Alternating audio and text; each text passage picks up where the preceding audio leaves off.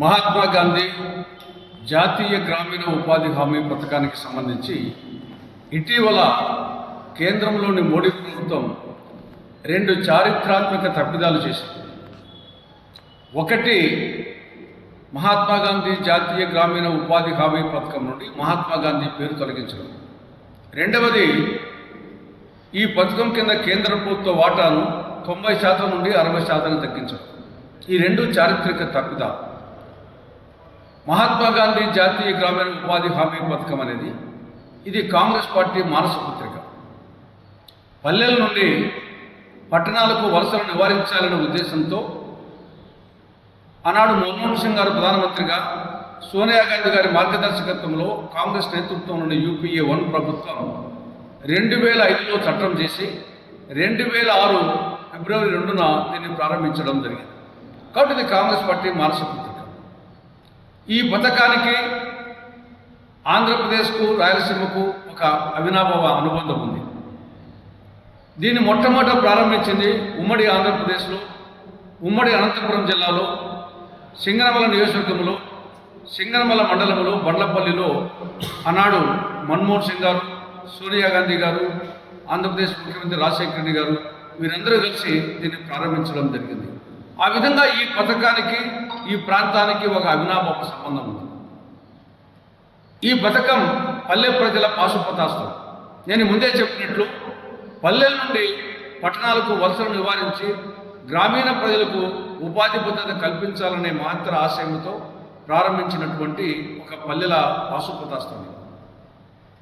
ఈ పథకానికి మహాత్మా గాంధీ పేరు పెట్టడానికి చాలా కారణం ఉంది. ఇది గ్రామీణ ప్రాంతాలకు సంబంధించినటువంటి పథకం. మహాత్మా గాంధీ గ్రామ స్వరాజ్యాన్ని గురించి ఆయన కలలుగన్నాడు. భారతదేశపు ఆత్మ గ్రామాల్లో నివసిస్తుందన్నాడు.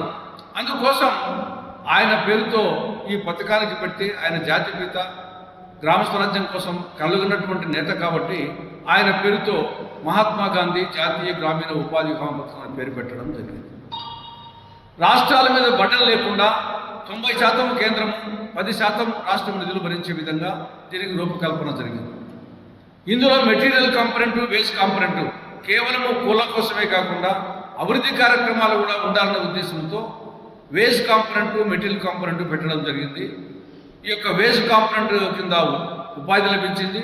మెటీరియల్ కాంపొనెంట్ కింద అనేక అభివృద్ధి కార్యక్రమాలు ఈనాడు జగన్ ప్రభుత్వంలో రైతు భరోసా కేంద్రాలు కానీ, గ్రామ సచివాలయాలు కానీ ఇవన్నీ ఉపాధి హామీ పథకం మెటీరియల్ కాంపొనెంట్ కింద వచ్చే నిధులతో చేసినట్టే. ఇప్పుడు ఈ ప్రభుత్వంలో 25,000 కిలోమీటర్ల ఈ రోడ్లలో గుంతలు పూడ్చడం కానీ, లేదా మిగతా ఈ యొక్క గోకులాలు, మినీ గోకులాలు ఇవన్నీ కూడా ఈ పథకం కింద చేయడం జరిగింది. ఇటువంటి మహత్తరమైన పథకాన్ని ఇటీవల మన డిసెంబర్లో మోడీ ప్రభుత్వం, నేను ముందే చెప్పినట్టు, 2 మార్పులు చేసింది. మహాత్మా గాంధీ పేరు తీసేయడము, 90% నుండి 60% నిధులు తగ్గించడం. అంటే మహాత్మా గాంధీ పేరు తీయాల్సినటువంటి అవసరం ఏమొచ్చింది? ఇంతకంటే పాపం, ఇంతకంటే ద్రోహం మరొకటి. ఆయన జాతిపిత. జాతిపితను అవమానించడం అంటే జాతిని అవమానించడమే. కాబట్టి ఇది భారత జాతికే అవమానం చేశాడు నరేంద్ర మోడీ గారు. ఆయనకు సపోర్ట్ చేశారు చంద్రబాబు నాయుడు, పవన్ కళ్యాణ్, జగన్మోహన్ రెడ్డి. కాబట్టి ఈ పాపంలో నలుగురికి భాగస్వామ్యం ఉంది. దాని తర్వాత 90% నుండి 60%కి కేంద్రం నిధులు వాటా తగ్గించిన కారణంగా రాబో రోజుల్లో రాష్ట్రాలు 40% వాటా పెట్టలేవు, కేంద్రం నుండి 60% నిధులు రావు. ఓవరాల్గా ఈ పథకమే రద్దయ్యే పరిస్థితి ఉంది. కాబట్టి అందుకోసం కాంగ్రెస్ పార్టీ ఈ యొక్క కొత్తగా తెచ్చినటువంటి ఈ పేరు కూడా నోరు తిరగదు.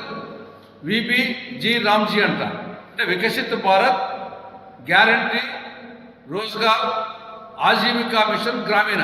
ఇది పేరు కూడా తెలియని పేరు పెట్టారు. కాబట్టి ఈ కొత్త చట్టానికి ఆ పేరు మార్చాలి. మళ్ళా మహాత్మా గాంధీ జాతీయ గ్రామీణ ఉపాధి హామీ పేరు పెట్టాలి. కేంద్రం వాటా 60% నుండి 90%కి ముందున్నట్టుగా పెంచాలని డిమాండ్ చేస్తూ కాంగ్రెస్ పార్టీ దేశవ్యాప్తంగా ఉద్యమం చేస్తూ ఉంది. ఇది కొత్త చట్టం రద్దయి పాత చట్టం మళ్ళా తిరిగి పునరుద్ధరించేంత వరకు ఈ యొక్క పోరాటం సాగుతూనే ఉంటుంది. ఈ ప్రభుత్వం చేయకపోతే, కాంగ్రెస్ ప్రభుత్వం అధికారంలోకి వస్తే వచ్చిన వారం రోజుల లోపలనే ఈ యొక్క కొత్త చట్టం రద్దు చేసి దాని స్థానంలో విబిజీ రామ్జీ స్థానంలో మహాత్మా గాంధీ జాతీయ గ్రామీణ ఉపాధి హామీ పథకాన్ని పునరుద్ధరించడం జరుగుతుందని చెప్పేసి ఆంధ్రప్రదేశ్ ప్రజానికానికి కాంగ్రెస్ పార్టీ తెలియజేస్తూ ఉంది.